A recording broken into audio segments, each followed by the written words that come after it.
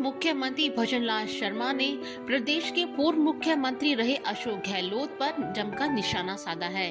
अपने पाली दौरे के दौरान मुख्यमंत्री भजनलाल शर्मा ने पूर्व सीएम अशोक गहलोत का नाम लेते हुए कहा कि वो कह रहे हैं कि हमारे समय में लगे हुए अधिकारियों को हम लगा रहे हैं। गहलोत को समझना चाहिए कि अधिकारी आपका या हमारा नहीं होता, अधिकारी सरकार का होता है। इसके साथ ही मुख्यमंत्री ने कहा कि आपके समय से ही ये अधिकारी काम कर रहे थे और 19 में से 17 पेपर लीक हुए।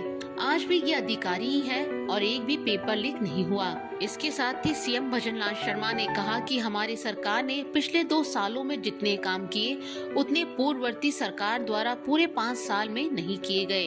हमने पिछले साल rising Rajasthan global investment summit किया।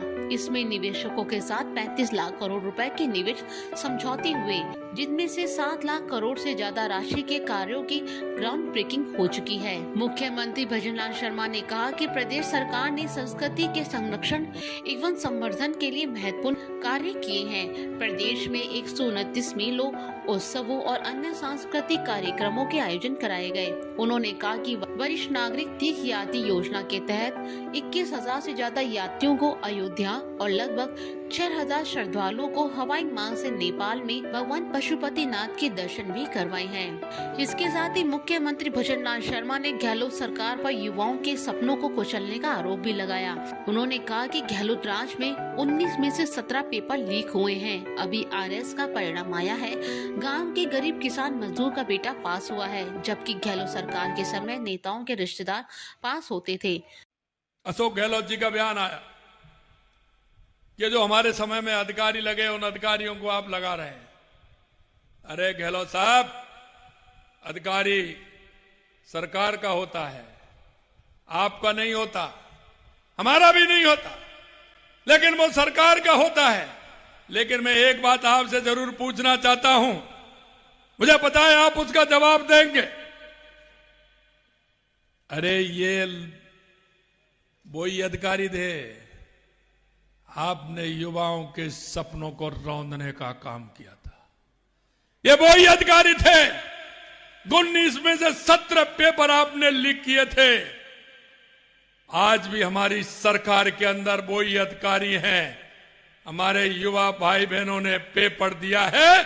अगर एक भी पेपर लीक हुआ तो बताइए, एक भी पेपर लीक हुआ था। मैं मेरे भाइयों आपको विश्वास दिलाता हूं, इस बात का जवाब गहलोत साहब जरूर देंगे कि वो कौन थे। हम कह सकते हैं कि अभी आरएस का परिणाम आया है। अरे गांव के गरीब किसान मजदूर का बेटा पास हुआ है। कोई भी बड़े नेता का या उसका आपके समय में नेता और नेताओं के रिश्तेदार पास होते थे। ये आपको अंतर देखना पड़ेगा, अंतर देखना पड़ेगा। हमने कहा है कि हमारी सरकार आम गरीब किसान मजदूर की, हम चाहते हैं उसका भला हो। हमें यह भी पता है हमारा गरीब किसान भाई किस तरह से अपने बच्चे और बच्चियों को पढ़ाता है, किस तरह से वो परेशानी भुगतता है।